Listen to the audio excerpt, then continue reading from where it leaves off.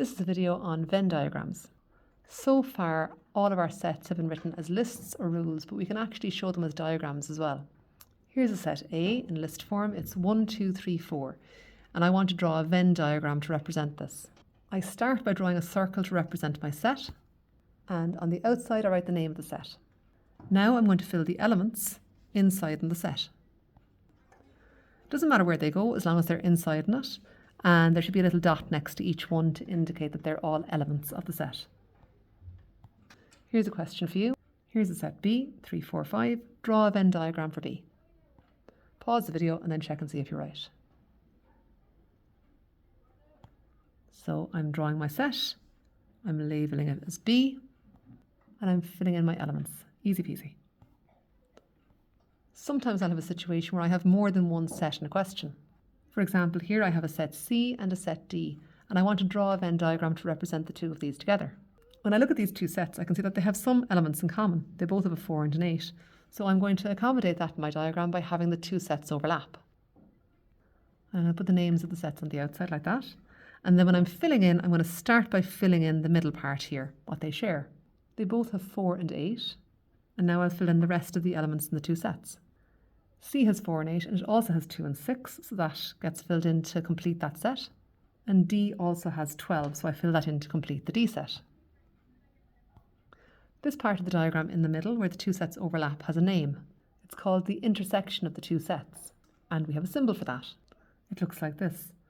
When we're using this symbol, we'll always write the name of a set on either side of it. So, for example, when I'm talking about this region here, where 4 and 8 are, it's where C and D intersect, so I would call that C intersection D. And if I want, I can list out what's in that part of the diagram. C intersection D equals 4, 8. Now here's a question for you. I want you to, given these two sets, E and F, draw a Venn diagram and then write down the elements of E intersection F. Again, pause the video, give it a shot, and then play and see if you're right.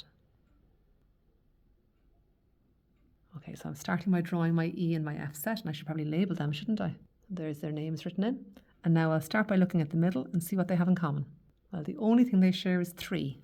So 3 goes in the middle. Oh no, I missed one. There's a 1 as well. So I've filled those both in. And then what's left in E? I've got 5 and 7 to fill in. And then in F, I filled in the 2 and the 6. So now my diagram is complete.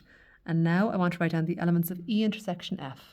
So again, to figure that out, what do they have in common? You can see it there. They're the same as the ones that I highlighted over here on the left before, aren't they?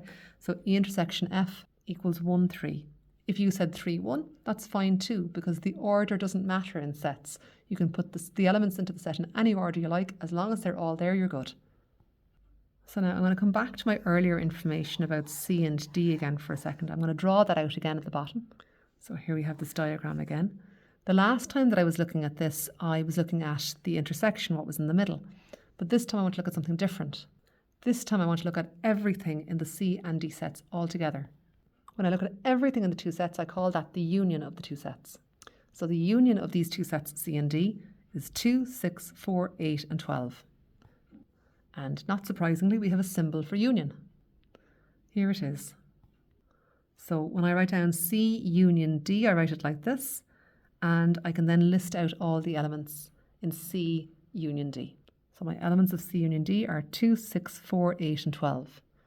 Okay, so now let's go back and look at the question that you were doing a second ago again. So coming back to this question, here was our diagram, that was all drawn. I'd like to know now, what do you think I should write down for E union F? Take a moment to pause the video, try it out, and then see if you're right. So the answer this time is E union F equals, and I'm just listing everything out that I see inside in those two sets. So E union F is 5, 7, 1, 3, 2, 6. And you could say in the correct order 1, 2, 3, 5, 6, 7. But it doesn't actually matter as long as all the elements are where they're supposed to be. As long as they're all in that set, you're fine. Order does not matter in sets.